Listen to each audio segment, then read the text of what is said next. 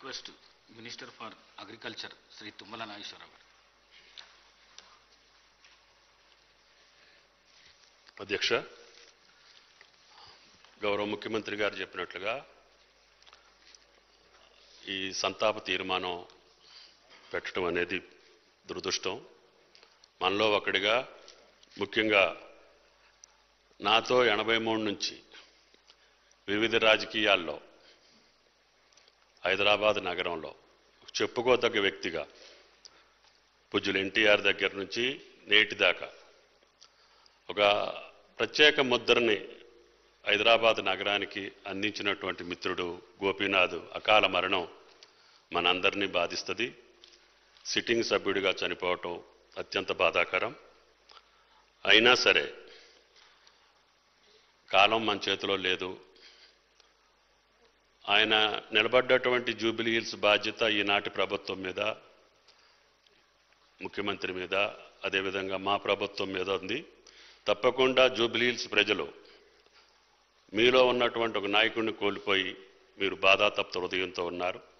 మీ కార్యక్రమాలు, మీ అభివృద్ధి తప్పకుండా చూసి ఆయన అనుకున్నటువంటి జూబిలీ హిల్స్ని సంపూర్ణంగా అభివృద్ధి చేసే బాధ్యతని మా ప్రభుత్వ పరంగా మేము తీసుకొని ఆయన కుటుంబానికి సానుభూతిని తెలియజేస్తూ ఆయన సంతాపాన్ని, ఈ తీర్మానాన్ని సమర్థిస్తూ ఆయన ఆత్మకు శాంతి చేకూరాలని భగవంతుని కోరుకుంటున్నాను.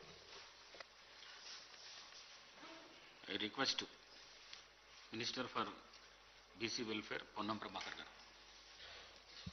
అధ్యక్ష, మాగంటి గోపీనాథ్ గారి మృతి పట్ల సంతాపాన్ని ప్రకటిస్తూ పెద్దలు ప్రవేశపెట్టినటువంటి తీర్మానం ప్రకారంగా వారి కుటుంబ సభ్యులందరికీ కూడా సానుభూతిని తెలియజేస్తా ఉన్నాను. మేము 1999లో ఎన్ఎస్సీ రాష్ట్ర అధ్యక్షుడిగా ఉన్నప్పుడు హిమాయత్ నగర్, అదేవిధంగా హైదర్గూడ ప్రాంతంలో ఎప్పుడు కూడా మాగంటి గోపీనాథ్ గారి బ్యానర్లు కనబడతా ఉండే. సో ఎప్పుడు ఆ విధంగా రాజకీయాల్లో ఉంటూ మేము ఎన్ఎస్సీ రాష్ట్ర అధ్యక్షుడిగా ఉంటే ఆ సందర్భంలో పరస్పరంగా ఆర్గనైజేషన్స్ డిఫరెంట్ అయినా కూడా కాంపిటేటివ్ స్పిరిట్లా వారితో వివిధ కార్యక్రమాల సందర్భంగా కలిసేటువంటి అవకాశం ఉండే. తిరిగి మళ్ళీ కాంగ్రెస్ ప్రజాపాలన ప్రభుత్వం ఏర్పడ్డ తర్వాత హైదరాబాద్ ఇన్ఛార్జ్ మంత్రిగా, జూబ్లీ శాసనసభ్యుడిగా వారితో అనేక సందర్భాల్లో కలిసి వివిధ కార్యక్రమాల లోపల చర్చించేటువంటి అవకాశం వచ్చింది.